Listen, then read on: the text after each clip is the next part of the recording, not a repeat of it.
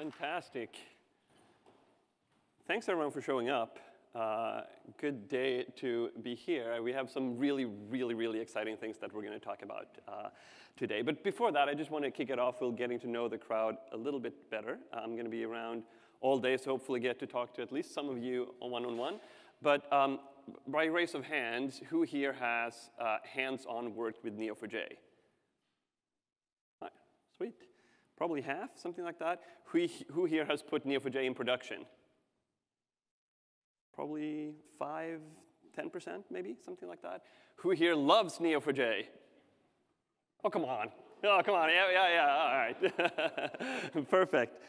Fantastic. Cool. So really quick summary of where we are. So we are at a point where if we press really hard on this thing, we might advance slides. There it is. All right, cool. So I'm going to keep it super simple today. I'm going to talk a little bit about the impact that we see graphs having in the world today. We're going to talk a little bit about where the industry is as a whole. And then we're going to do some really exciting announcements about the future direction of our company, as well as, I think, the industry. And then we're going to wrap up just with a glance to the future. Or I'll just tell you all this without any slides, because they're not advancing. Oh, there they are.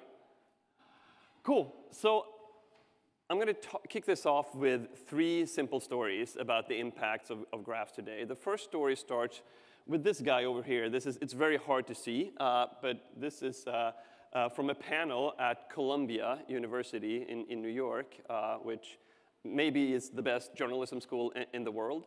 And the guy over here, who you probably can't see very well, is a German journalist. His name is Friedrich Obermeier. And he was instrumental in, and he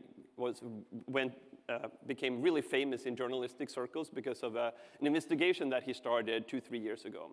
What ended up happening was that he got contacted. He was working at this newspaper in Munich called the Süddeutsche Zeitung, and he was contacted by an anonymous person who said, you know what, I have this data dump of all the electronic communication and documents, et cetera, from this law firm in Panama who specializes in offshore tax accounts, right? Which could be legal, used for legal tax planning, but it's also frequently suspected to be used for tax evasion. And this person asked Frederick, do you want to look into this? And he said, of course. At this panel a couple of months ago in Columbia, he said basically, in my entire career in journalism, I've come across only 3 or 4 stories that were not about network. Everything else in journalism has been about networks, right? That data leak, of course, led to the Panama Papers, which was one of the biggest stories in the world a couple of years ago, the Panama Papers, right? And so he got this big data leak, 2.6 terabytes of data. And he ran that through, he contacted this organization called the ICIJ, the International Consortium of Investigative Journalists, who've been specializing in data leaks and data journalism. And they ran it through an open source pipeline that ended up converting it into, I'm having a really hard problem. Can we get a new clicker? Point to the side. All right. Sweet. All right, cool. So I'll do that. I'll target you guys. So we ran it through this open source ETL pipeline, extract, transform, load, which converted this 2.6 terabytes of data into 11.5 million documents. So these are scanned emails, scanned government forms, et cetera. And they started looking into investigations here, right? And if we take a step back and not think about data so much, but think about journalism, it turns out that journalism, especially investigative journalism, is all about finding patterns, right? So let's look at a pattern. Here's an example of a pattern. We have a person, and that person is connected to, I really have to point, this is going to test my precision. This person is connected to a bank account, right? A person to an account with a bank. And this is actually you, or me, or anyone else, right? So a very undramatic pattern. It exists everywhere. But if we build on this pattern, and we add this person might live at a specific address. On that address, another person is living. That person is an officer in a company. And that company is registered with an offshore tax account. All of a sudden, this is a much more interesting pattern. It's less obvious if you're an investigative journalist, but this is the kind of stuff that you would like to see, right? So this suspect over here, which in this case wasn't you, nor me, wasn't directly connected to a bank account, right? But they were indirectly connected through where they lived and another person, et cetera. So being able to find this type of pattern in a large amount of data all of a sudden becomes very interesting, right? So in the graph world, we call these things not so much persons and accounts and things like that, but we call the circles, we call them nodes, and we call the arrows between them relationships, right? Nodes and relationships. And if you add properties, key value pairs, to both the nodes and to the relationships, then all of a sudden you can model everything, right? And it's pretty amazing if you have a technology that can do this, but in particular not with 1, 2, 3, 4, 5, 6, 7 nodes, but if you can do that with 1 million nodes, or 10 million nodes, or 1 billion nodes. You get this massively scalable infrastructure, right, where you can find patterns in massive amounts of data. So this is actually not a hypothetical example. This is going to be the clicker story. All right, I now can go back. So this was actually not a hypothetical example. It turns out that that particular pattern was the pattern of the Prime Minister of Iceland, right, who actually was not directly connected to an offshore bank account, but he was connected indirectly through his wife, right, who was an officer at this company. And he ended up actually getting evicted because of the findings in the Panama Papers.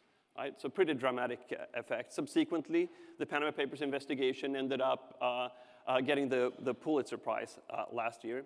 They've actually done a lot of more work since then. So the Paradise Papers was released last year. End of 2017, they had Queen Elizabeth was in there, Putin was in there, etc. More recently here in the US, there was a massive investigation into Russian tweets and how that affected the US election. I'm sure no one has missed that.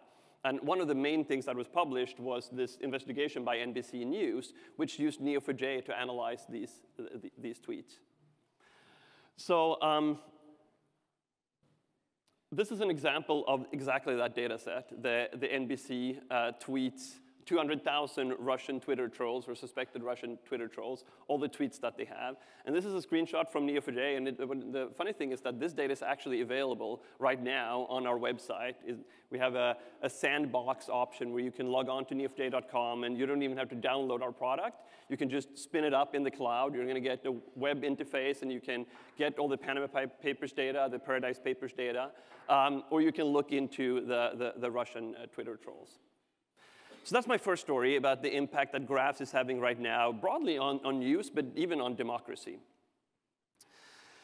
My second story is in a completely different field, which is the field of medical science and medical research. And in particular, what is maybe the most important thing going on in the world right now, which is finding the cure for cancer, right?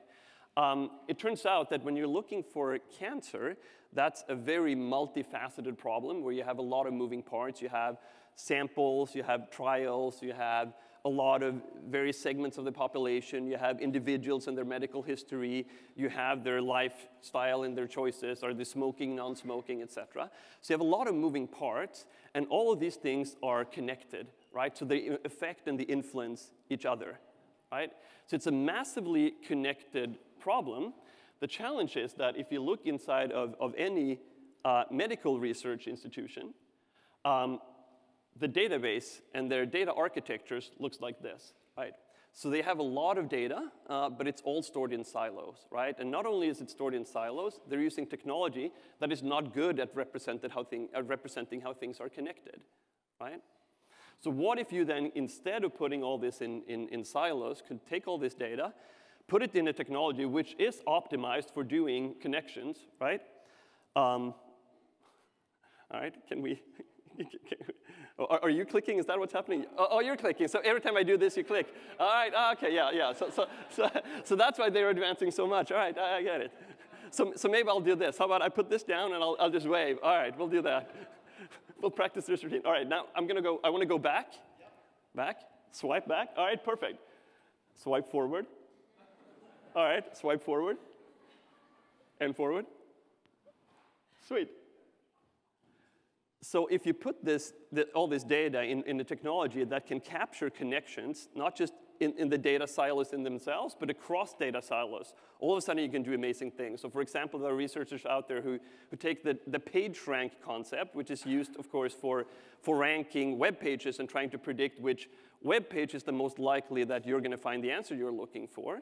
They take that technology and they use it for cancer in order to predict how a tumor might spread inside your body, right? So very, very cool stuff, and maybe one of the most important things that at least I think we're being involved with. I now know of 12 independent projects that use Neo4j to find the cure for cancer, and nothing makes me more proud than that work. Next. Sweet. Third story about the impact of graphs is also in a completely different field, which is the field of science, right? Sorry, the field of space exploration. So in this one, we're going to go to the Johnson Space Center in Texas. And this is the home for a very interesting project. I'll just point to you, which is Project Orion. Does anyone in here know of Project Orion? So a few space geeks. It's basically the mission to Mars, right? Which is, as an old space geek, I think it's one of the more fascinating things going on right now in the space industry for sure. A few years ago, these guys had a problem. And the problem was that, if you click to the next slide, the return capsule that takes the astronauts back to the Earth, in all the tests and simulations, they ended up on the side. As it splashes into the water, you want it to be the right side up so that the astronauts can get out. And in order to do that, you use an uprighting construct, which flips it to the right side. And in all the tests and simulation, that one ended up failing. Now, the good news is that this is not NASA's first rodeo. They've been doing this for 50, 60 years, right? Been sending people and junk up into space. And it's a very disciplined engineering organization. So they've been recording all of their successes and all of their failures in this lessons learned database. And in this lessons learned database, they've collected over half a century of NASA engineering know-how, where they've been successful, but also even more importantly, where they've failed. Right? Now, the problem was that they ended up putting this data into a relational database, right? A database that was optimized for storing data and made that very easy, but it made it really hard to find, right? So the thought, however, was that, all right, it turns out that Project Orion is using the same uprighting construct as the fabled Apollo mission, right? The mission that got us to the moon. And so they figured that somewhere in that lessons learned database, there should be a solution to this problem, right? Because they were using the same construct. So they ended up looking for this for a long time. They spent 8 days trying to find the solution, but couldn't find anything. And they even got so desperate that they went home to some of the early Apollo astronauts and up to their attics to see if they had any old replicas or something that they could look at. But they couldn't find anything. After a while, they realized that, hey, you know what? Like, Google is pretty good at finding stuff. And what is Google using? Well, Google is using this PageRank algorithm, which is a graph algorithm. So what if we took this database and we put it into a graph algorithm? Sorry, if we put it into a graph database, click. Then all of a sudden, maybe we'll be able to find something. And lo and behold, after doing this, in just a few hours, they had found 3 potential solutions. One of them actually worked with a construct. And so after that, basically, they put that to use, and the mission was back on track. I'm clicking one more time. So NASA is now on the record saying that after all this, thanks to Neo4j, if we click, they saved over 2 years worth of work, right? 2 years, which is pretty amazing, right? Because the next thing they would have to do would have to redo it from scratch, right? And over $1 million worth of taxpayer money. So in a sense, graph technology and Neo4j got mankind to Mars 2 years earlier than it would have been done otherwise. And that, I think, is really, really, really cool. So that's that. All right, I'm going to now take my chances and try clicking and see how this goes. Because now we're switching gears a little bit. So those are 3 stories about the impact of graphs in the world today. And now we're going to talk a little bit about the state of the graph union. All right, we're going to go back to, what's the Tom Cruise movie? What's the name of the movie? Minority Report. All right, Minority Report, switch. Uh-oh. I did the wrong gesture. Do you guys remember? Oh, that was the Alt-Tab gesture? Is that what that was? All right. I'm going to do the next slide gesture. The next slide gesture. Yay, woohoo! You know, we can build an ACID transactional graph database from scratch. Sometimes we can also advance slides, you know. So. All right, we're trying another one. Yeah, all right, back. Yeah, exactly. Cool, so I want to kick this off. I put together a presentation for Graph Connect, our big conference that we ran in New York last year, last fall. And I'm doing kind of a similar update on where the industry is and where we're going, typically at Graph Connect. And one of the quotes that I've been using for a long time is a quote from an analyst firm called Forrester, where they said back in 2014, they said the following: over 25% of enterprises will be using graph databases by 2017. And I remember hearing that quote back in 2014, which was in the very, very early days of the industry. And I thought to myself, that guy is crazy. There's no way we're going to get to 25% adoption in enterprises worldwide in just a few years. But I've been using it because it's such a great quote. And I was kind of habitually putting it into my deck as I was going to present at Graph Connect last year, when I realized that, wait, it is 2017. Right? So it becomes kind of lame to start using a quote predicting somewhere in 2017 when it is 2017. So I figured instead of doing that, I would just take a review and see how that quote was holding up, right?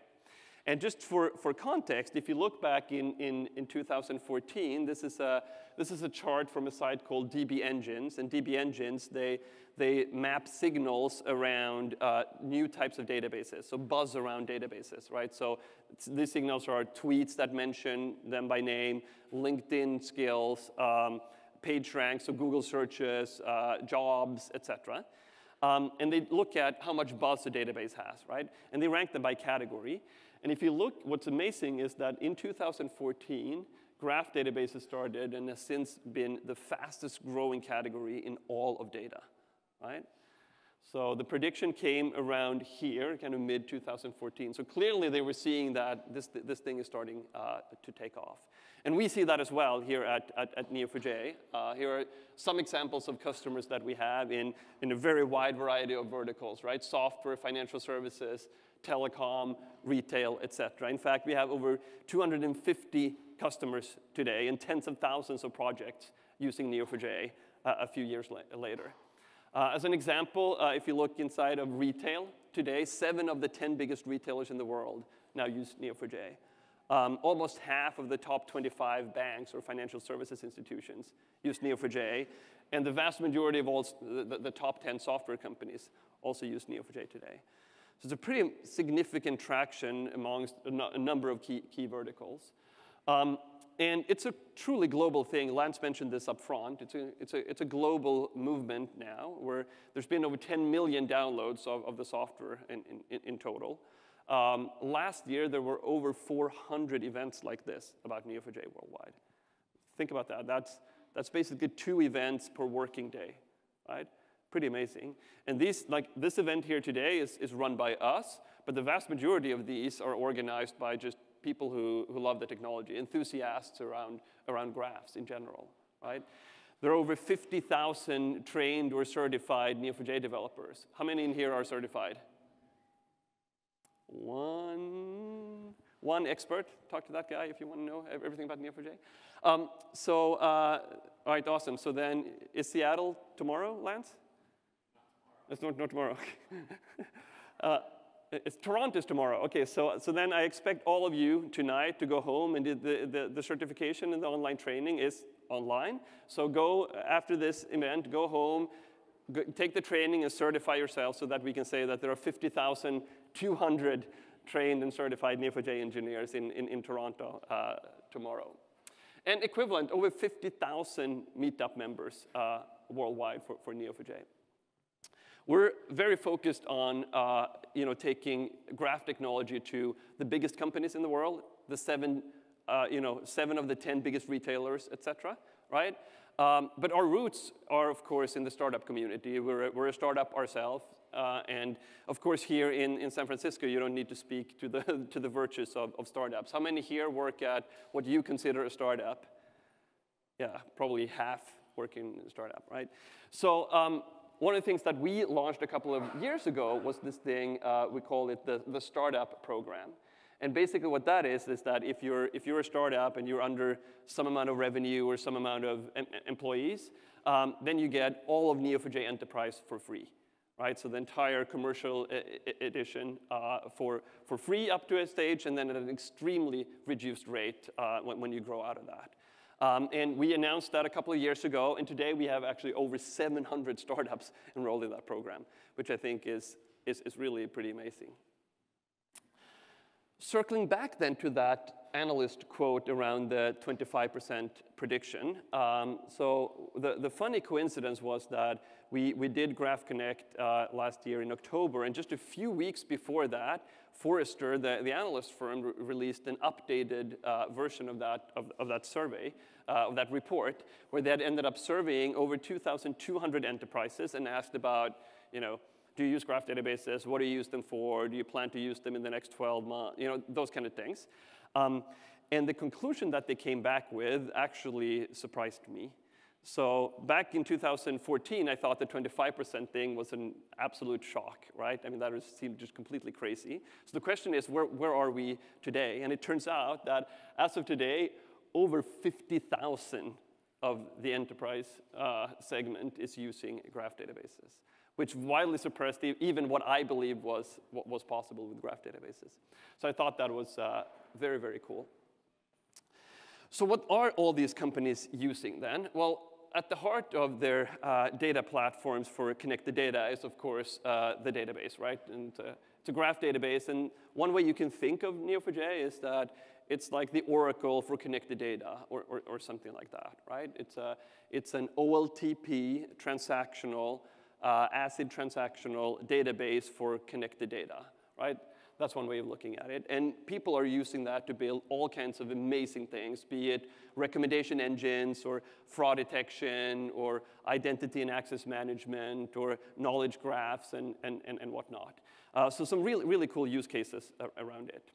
One of the things that we observed recently, and I talked about this 6 months ago at Graph Connect, was that very seldomly, while people get a lot of power and a lot of capabilities and a lot of value out of the database, very seldomly do they use it in isolation, right?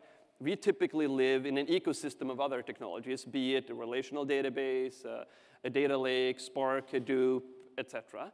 And we saw this pattern as we were talking to customers. We saw that time and again, did everyone end up building pretty much the same stack in their projects, right? They all had to integrate with some other types of database. Many people put a visualization front end to make the data accessible and tangible for end users, et cetera, and so on and so forth. And what we realized was that actually, in order to serve our customers the best, we should start adding that into one cohesive package. So what we announced at Graph Connect was a broader vision around our product, what we call our graph platform. At the heart of that, of course, is the database, but it takes a number of these key components that we see getting reinvented or reassembled or re-put together in all these projects with our big customers. We announced this 6 months ago as the broader vision where we're going to go over the next 3-4 years. But today, I am super happy to tell all of you here about our first step towards that journey and making this platform come real. And to do that, I'm going to welcome up on stage my friend and colleague, Philip Rathle, who's the head of product for Neo4j, and he's going to tell us all about the amazing new things that we're going to do in the graph platform. Monsieur Rathle, take the stage.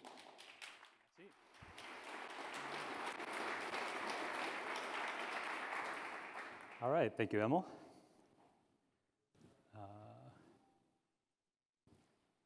Good, okay.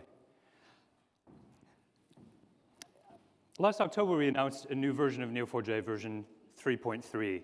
It's a pretty amazing release. There's quite a lot in there. I'd like to just highlight a few of the key features here. If I can get the clicker to work.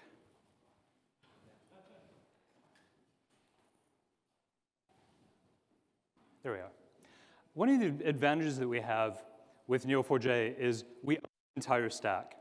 It's possible for us to make changes all the way down in the storage and indexing area, or all the way up in the drivers, in between, in the Cypher runtime, in the binary protocol, and so on. And 3.3 was a release where in every single layer in the database, we made improvements to help performance, to help memory efficiency, to help throughput, latency. So significant improvements across the board. One area that's particularly important is write performance. You can never get data into the graph fast enough. And actually, what Neo4j does when it writes data is different from most databases, and that it stitches the data together and physically connects every single record as it's being inserted.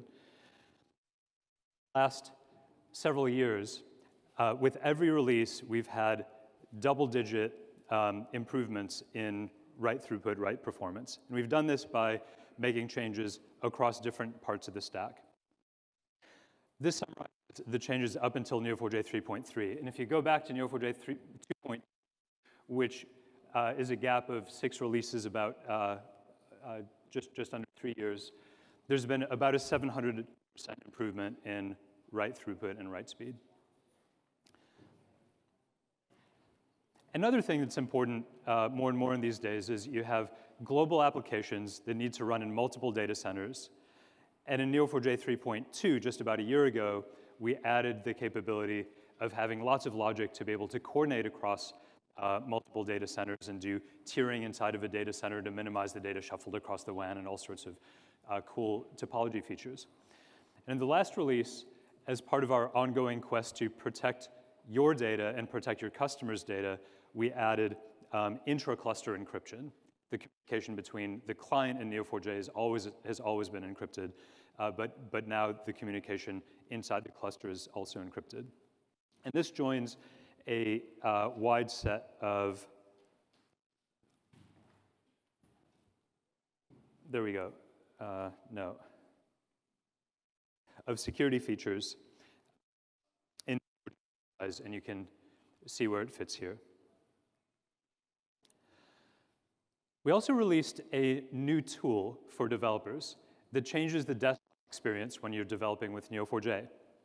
We call it the Neo4j desktop. It's featured quite prominently on our download page on our website. You can go download it. If you haven't checked it out, I'd encourage you to do it. It manages connections, lets you know when there's a new release of the database available, and it includes a free developer license for your laptop of Neo4j Enterprise, as well as an installer, all the dependencies.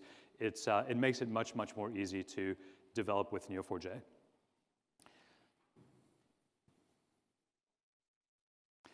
So what's next?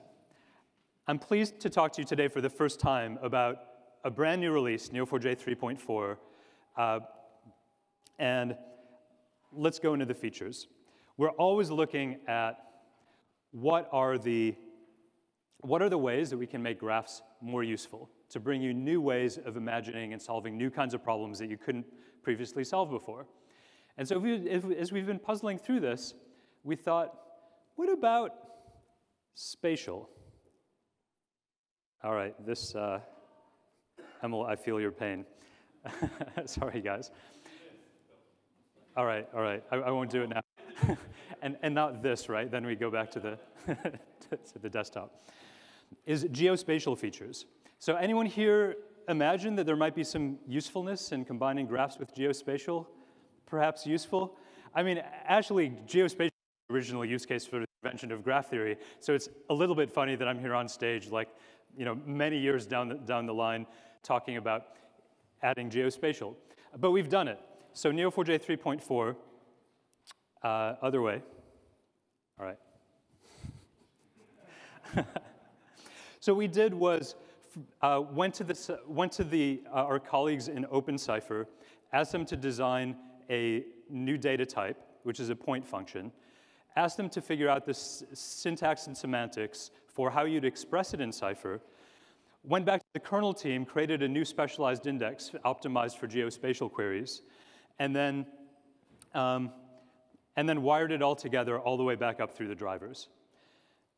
And here's an example where you can see, find all the coffee shops within 100 meters, and you have your normal graph part of the query, but then you have a geospatial component with the lat and the long, accurate within 1 meter, that will find coffee shops within 100 meters. So rather than having to go and scan all the coffee shops in the world and then filtering, you can actually do this very fast. And for those of you wondering, that's kind of interesting, but how about space? Yes, there is a z-dimension. So I encourage you to try this out. This will be available soon, and the drivers for this are already available, so you can see what they look like and test it out with the latest release candidate of the next release. So how might you use this? Well, I don't really know how you guys are going to use this. I'm always amazed at how people find ways to use new features that we've never imagined before. But one simple way might be, I'm on my mobile device, and I've spilled something on my shirt. I'm about to get up on stage, and oh man, let me find a men's shirt nearby. And the way this would work is, first, you'll zoom in on the location, writing a query like you have before. Then, adding the z-dimension, you might actually find what the floor is. And then on that floor, you can actually have your own coordinate system specific to that floor and find what rack to direct someone to. So this should be a fun thing for you guys to play with. Another feature that you just can't get enough of is scalability. Performance and scalability really go hand in hand, and they're part and parcel of advancing the database.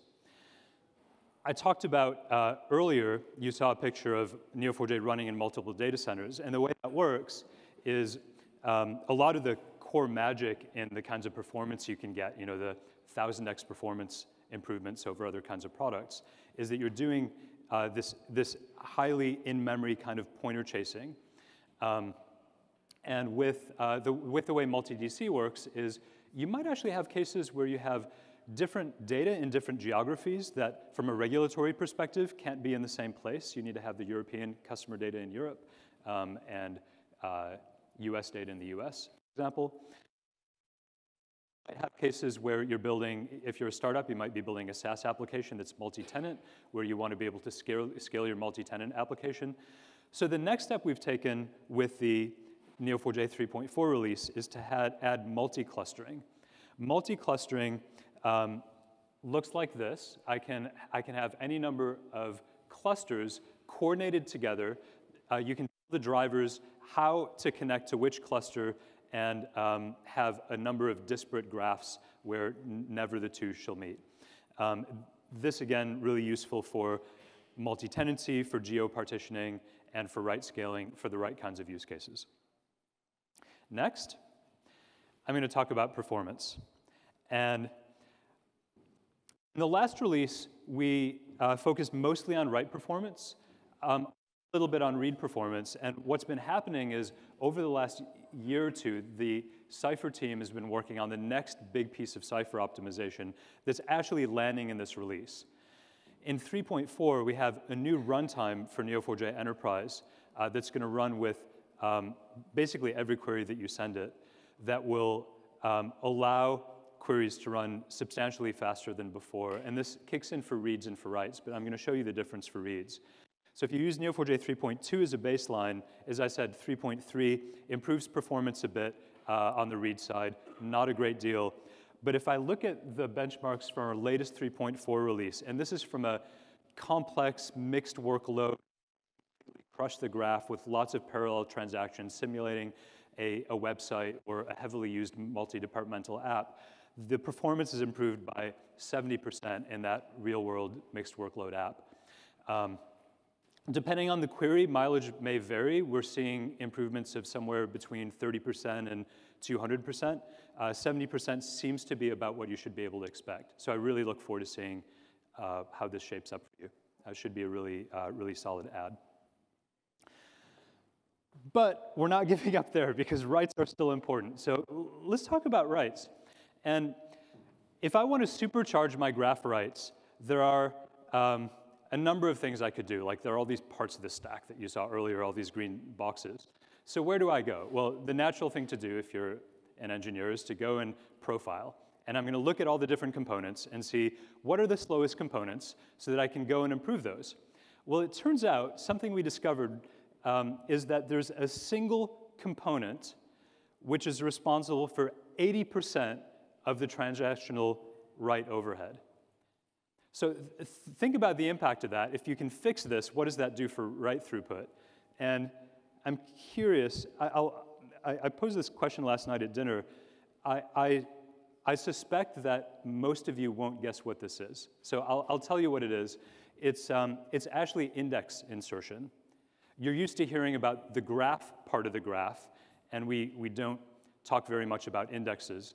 The ACID graph writes that Neo4j does encompass an index, and Lucene is great with lots of things, but it's not very great with throughput when you use it for, not for huge text documents, but for discrete numerics, strings, other individual data points as part of an ACID transaction. So it turns out that our use of a third-party, Lucene as a third-party index provider, was providing an 80% bottleneck for any kinds of writes that were indexed. So what we did is we went back to the drawing board, and this actually dates back about 2 years, and we said, let's invent our new kind of index that's suitable for the graph, that handles high levels of throughput, that minimizes context. We created something that's a generational B+ tree that's in the last couple releases been folded in, first into an index called the label scan index that's used for label groupings. In 3.2, it's used for numerics. And this index is, it's as fast for reads, but it's 10 times faster for writes. And now remember, there are other parts that are a bottleneck too, so that your queries won't run, your writes won't necessarily run 10 times faster, but they'll run substantially faster with this index. Let me show you the impact. This is one of our internal CI tests. We basically have every day and night, lots and lots of Neo4j databases in cloud environments being spun up, shut down, running micro benchmarks, killing cluster members, and making sure that things work. Here's a benchmark where you can see before March 11th what the throughput was with the old index provider for inserting data that had a string index. And then you can see this massive jump once we actually drop the code in to point this to the native index. On average, you can expect, if you have single property string indexes or numerics by the same token, which landed in 3.2, you can expect probably a 500% improvement in transactional write throughput. Again, this one varies between like 2x and 8x. Mileage will vary, but if you're using anything prior to 3.3, I strongly recommend you just leapfrog, go to 3.4, and you'll reap tons and tons of benefits. And then, last but not least, operations and administration is in an area of huge importance. So with every release, we make improvements here. And one of the things that's been very much requested, because more and more customers are using Neo4j 24/7 to run their pricing engines on their websites, or recommendations, or promotions in the shopping cart, Neo4j is used in ways that are highly mission critical, and taking the database down even for the minute it takes to coordinate an upgrade can sometimes be too long. We've had people over the years ask again and again for, for rolling upgrades, and I'm pleased to say, starting with Neo4j 3.4, you'll be able to upgrade seamlessly to new releases, patch major, minor, without taking downtime. There's a small asterisk to this, which is that if the database employs a new feature that requires a change to the store format, so a new data type, for example, then it may require some downtime, but that can be decoupled from the upgrade. So you can upgrade, get all the performance benefits, all the fixes, all the features that don't require store upgrades, and then at your leisure, when you can actually schedule it, you can go back and upgrade your store. So we're very proud of that. And then another thing, you notice that when you're taking these instances down and bringing them back up, you always have the problem that when you come back up, it can take a long time for the cache to become warm. And people play all kinds of tricks to cache and run APOC scripts to warm up the cache. Pleased to say that you won't have to do that anymore. What will happen now is that when the cache disappears and the database starts up, it will warm up in parallel to the previous point in time when you took the database down. This also kicks in with not just with restarts, but with restores. From backup and restore remembers the state of the cache. And when you're adding instances to the cluster, new instances will just mirror the cache from the last instance. That's the summary of 3.4. Happy to be announcing it today. You're the first to hear about it, and you may we're just a few weeks away. But remember that the 1.6 drivers for most languages are actually either GA or very close. So you can pretty much this today with the drivers and the release candidate. I'd like to take you on a different track. One of the amazing things about this technology is how intuitive it is, and how much it speaks to the way that we inherently think about work with data. And you've seen this and probably experienced this yourself, where the way you onboard data and the way a business user conceptualizes data is very much what physical model ends up being. So conceptual, logical, physical all being the same accelerates development, helps with communication, and actually just makes it really nice to work with as a developer, and as a data administrator. One of the it's unsurprising because it models how we think, how the brain processes information. It's how we're wired. We have neurons and synapses. When we actually think, we're sending electrical currents down those neurons and synapses. So you could say that actually what the brain does is not too different in some ways from what Neo4j is doing when it's processing information. And if you look at the learning process, an important tool for learning has been the Neo4j browser. And it's got built-in tutorials, and it's got syntax highlighting. One of the things that it does that's quite remarkable, and that's amazing to me to see the impact this has made, is the visualization aspect. That query that you saw up there can be returned as rows, like in more tabular format, but it can also be returned as a graph. And if you go out and you look at the world, like every day we're seeing more and more examples that are either solving problems, communicating with business users, having fun, and it's been wonderful to see all this unfold.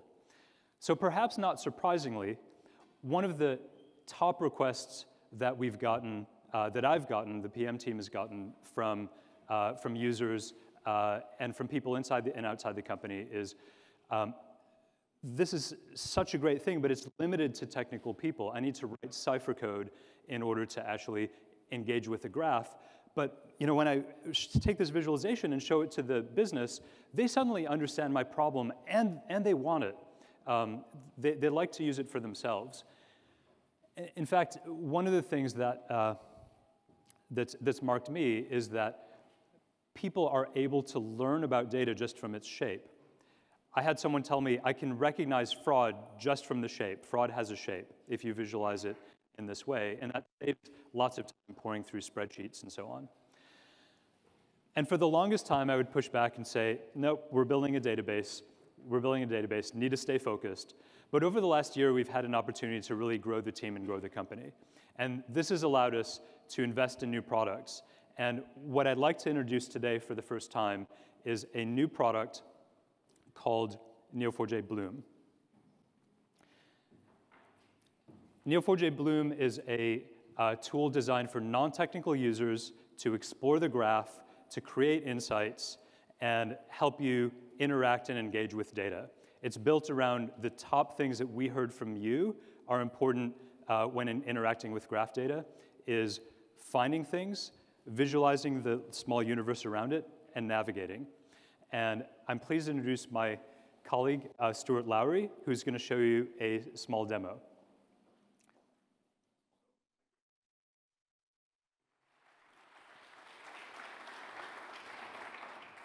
So, super excited to be able to show you the demonstration.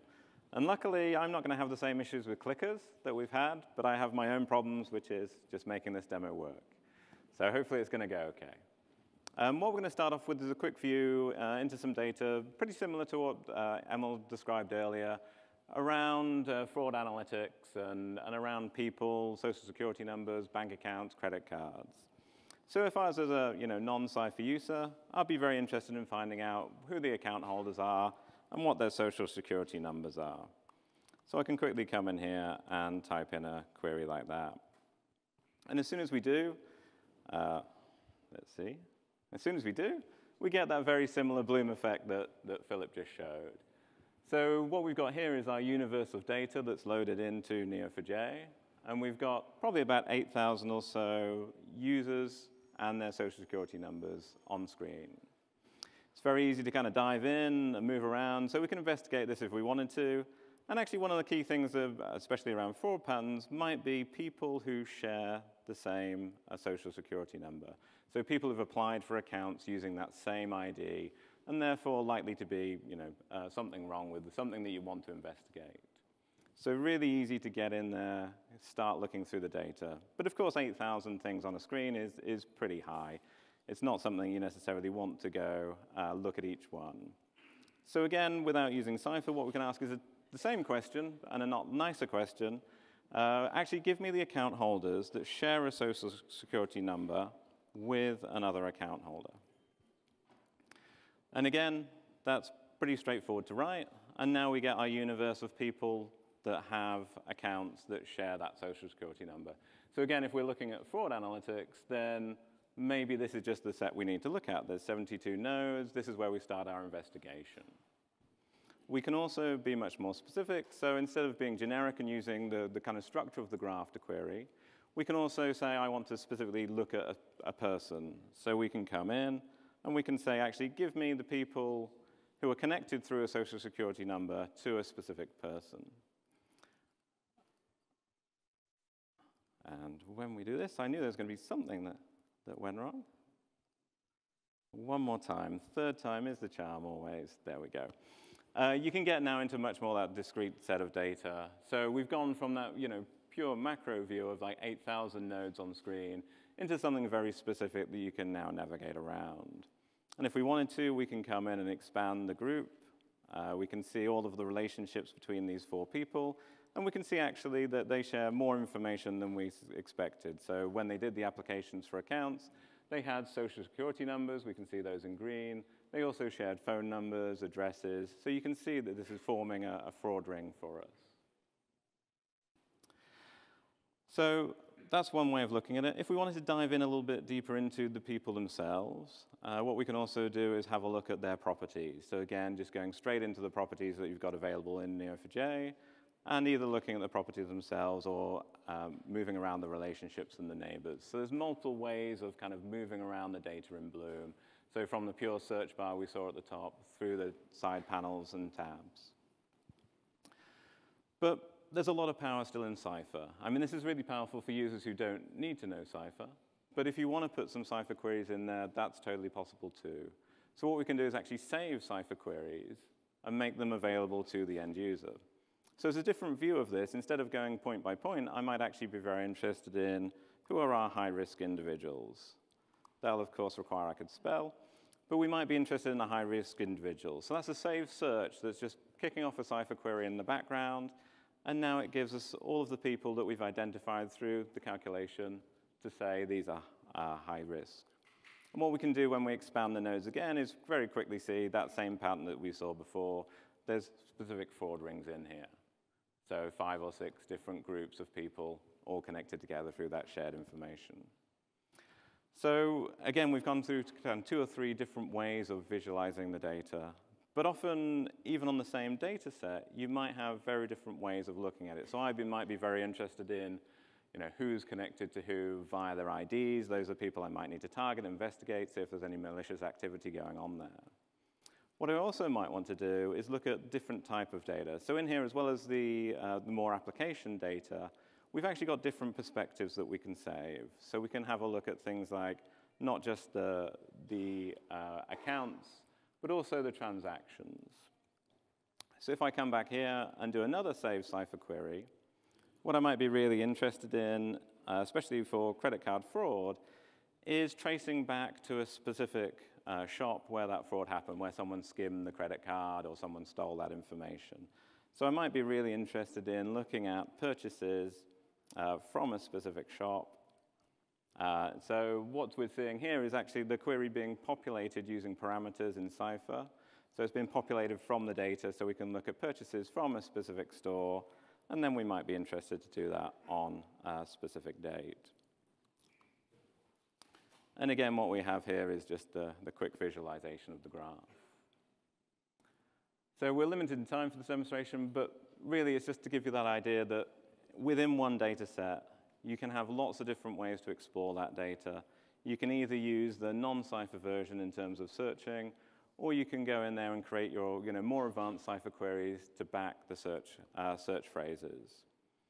And as I hand back over to Emil, you can think about here whether you really want to follow the red routes if you're investigating the transactions themselves, what products people have been purchasing, or if you want to investigate the blue routes and go into the login information themselves. So you've got that choice in the matrix. Emil, back to you.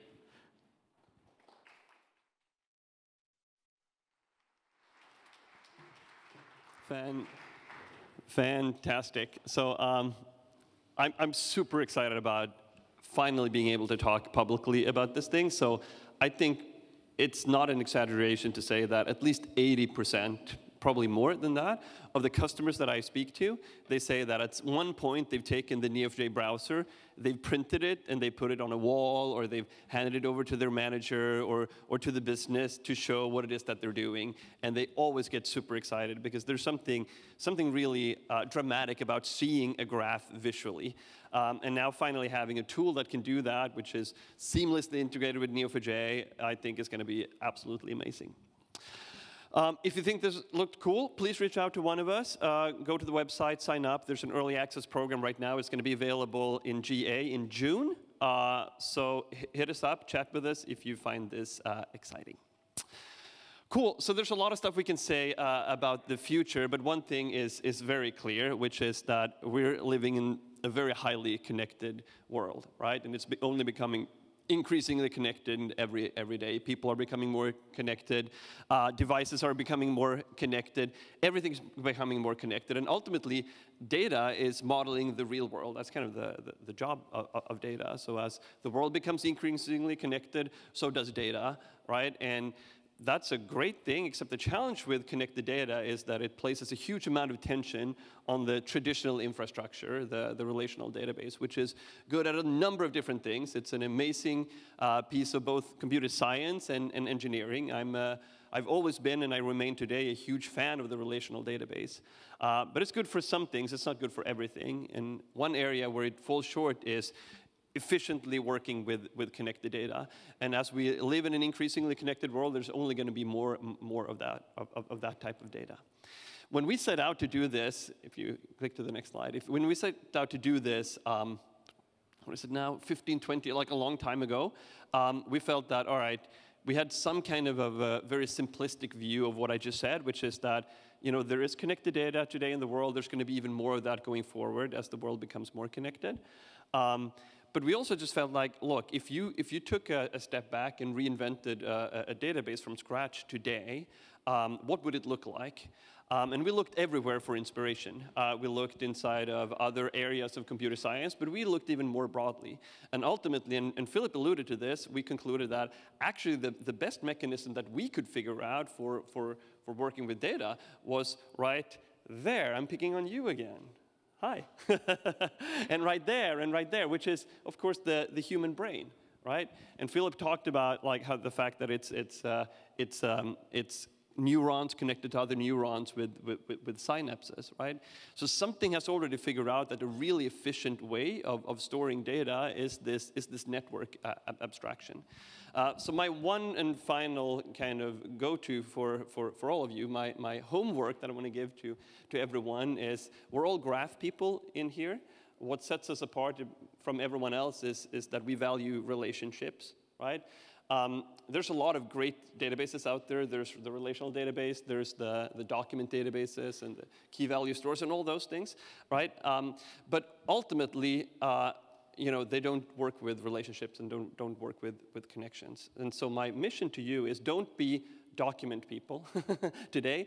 Don't be tragically isolated documents. Be graph people. Strike up conversations to everyone around here, and ultimately connect with your fellow attendees and enjoy the rest of the day. Thank you all very much.